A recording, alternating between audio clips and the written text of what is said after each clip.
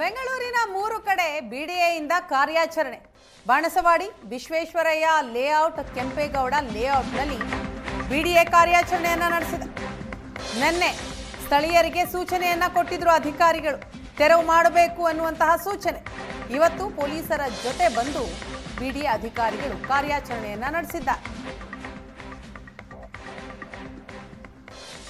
BDA ಅಧಿಕಾರಿಗಳ ಕಾರ್ಯಾಚರಣೆಯ ದೃಶ್ಯವನ್ನ ನೀವು ನೋಡ್ತಾ ಇದ್ದೀರಿ. ನಿನ್ನೆ ಅಷ್ಟೇ ಅಲ್ಲಿನ ಸ್ಥಳೀಯರಿಗೆ ಸೂಚನೆಯನ್ನ ಕೊಟ್ಟಿದ್ರು, ತೆರವು ಮಾಡಿ ಅಂತ. ಇವತ್ತು ಪೊಲೀಸರ ಜೊತೆ ಬಂದು ತೆರವು ಮಾಡಿದ್ದಾರೆ. ಅಲ್ಲಿನ ಸ್ಥಳೀಯರು ಕಣ್ಣೀರು ಹಾಕ್ತಾ ಇದ್ದಾರೆ, ಆಕ್ರೋಶಗೊಂಡಿದ್ದಾರೆ.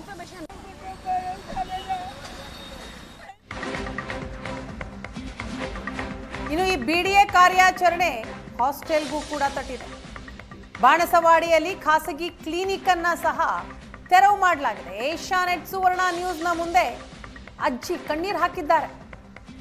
ಕಳೆದ 50 ವರ್ಷದಿಂದ ಇಲ್ಲಿಯೇ ವಾಸ ಮಾಡ್ತಾ ಇದ್ದೀವಿ, ಇಲ್ಲೇ ಆಸ್ಪತ್ರೆ ಇತ್ತು, ಒಂದು ನೋಟಿಸ್ ಕೂಡ ಕೊಟ್ಟಿಲ್ಲ, ಮನೆ ಐಟಮ್ ಹೊರಗಡೆ ಇಡೋಕ್ಕೂ ಕೂಡ ಅಧಿಕಾರಿಗಳು ಸಮಯ ಕೊಟ್ಟಿಲ್ಲ. ರಮಾಬಾಯಿ ಎನ್ನುವರು ಈ ಜಾಗವನ್ನ ಮಾರಿದ್ದಾರೆ, ರಮಾಬಾಯಿ ಸರ್ಕಾರಕ್ಕೆ ಮೋಸ ಮಾಡಿದ್ದಾರೆ, ನಮಗೂ ಮೋಸ ಮಾಡಿದ್ದಾರೆ ಅಂತ ಅಜ್ಜಿ ಕಣ್ಣೀರು ಹಾಕಿದ್ದಾರೆ.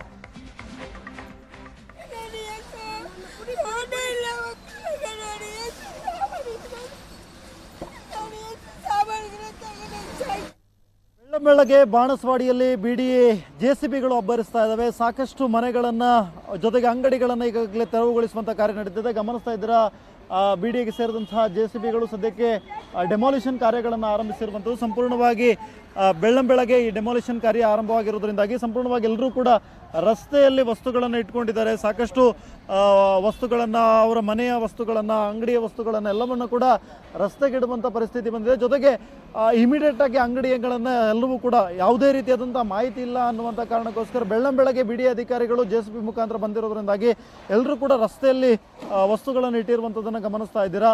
ಜೊತೆಗೆ ಡಿ ಕೇರ್ ಹಾಸ್ಪಿಟಲ್ ಅನ್ನುವಂಥ ಒಂದು ಹಾಸ್ಪಿಟಲ್ಲು ಕೂಡ ಈ ಒಂದು ಜಾಗದಲ್ಲಿರುವಂಥದ್ದು. ಹಾಸ್ಪಿಟಲ್ನಲ್ಲಿರುವಂತಹ ಮೆಡಿಸಿನ್ಗಳು ಎಲ್ಲವನ್ನು ಕೂಡ ಈಗಾಗಲೇ ತೆರವುಗೊಳಿಸುವಂಥ ಕಾರ್ಯ ನಡೀತಾ ಇದೆ. ಜೊತೆಗೆ ಅವುಗಳನ್ನು ಕಾರಣ ಮುಖಾಂತರವಾಗಿ ಎಲ್ಲೊಬ್ಬರು ಅಜ್ಜಿ ಇದ್ದಾರೆ, ಅವ್ರನ್ನ ಮಾತನಾಡಿಸುವಂಥ ಪ್ರಯತ್ನವನ್ನು ಮಾಡೋಣ. ಅಮ್ಮ, ಯಾಕೆ ಅಳ್ತಾ ಇದ್ದೀರಾ? 50 ವರ್ಷ ಟ್ಯಾಕ್ಸಿ ಕಟ್ತಾ ಇದ್ದೀನಪ್ಪ. 5 ವರ್ಷಕ್ಕೆ ಮುಂಚೆ ಗೌರ್ಮೆಂಟ್ ಗೊತ್ತಿಲ್ವ? ಇದು ಗೌರ್ಮೆಂಟ್ ಜಾಗಕ್ಕೆ ಯಾಕಮ್ಮ ಟ್ಯಾಕ್ಸ್ ಕಟ್ತಾನು?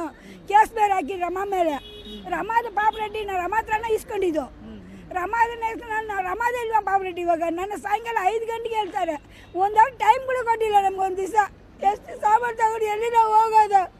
ನೋಟಿಸ್ ಏನೋ ಕೊಟ್ಟಿರಲಿಲ್ವಾ? ಏನು ಕೊಟ್ಟಿಲ್ಲ, ನೋಟಿಸ್ ಕೊಟ್ಟಿಲ್ಲ, ಹೇಳಿಲ್ಲ ನಮಗೆ. ಒಂದು ಬೋರ್ಡ್ ಕೂಡ ಹಾಕಿಲ್ಲ ನೋಡು, ಒಂದು ಬೋರ್ಡ್ ಕೂಡ ಹಾಕಿಲ್ಲ ನಮಗೆ. ಸಡನ್ನ ನಾನು ಸಾಯಂಕಾಲ 5 ಗಂಟೆಗೆ ಬಂದು ಹೇಳಿದ್ರು. ನಾವು ಲಾಯರ್ ಹತ್ರ ಹೋಗಿ ಮಾತಾಡಿದ್ವಿ. ಲಾಯರ್ ಮೈಸೂರಿಗೆ ಹೋಗಿದ್ದಾರೆ. ನಮ್ಮದು ಕೇಸ್ ನಡೀತಾ ಇದೆ, ರಮಾ ಮೇಲೆ ನಮ್ಮದು ಕೇಸ್ ನಡೀತಾ ಇದೆ. ರಮಾ ಗೌರ್ಮೆಂಟ್ ಮೇಲೆ ಮೋಸ ಮಾಡಿದ್ದಾರೆ, ನಮ್ಗೆ ಗೊತ್ತಿಲ್ಲ. ಎಷ್ಟು ವರ್ಷ ಆಯ್ತಮ್ಮ ತಾವು ಇಲ್ಲಿ ಬಂದು? 50 ವರ್ಷ ಸರ್, 50 ವರ್ಷ ಈ ರೇಡಿಯೋನಲ್ಲಿ ನಾನು.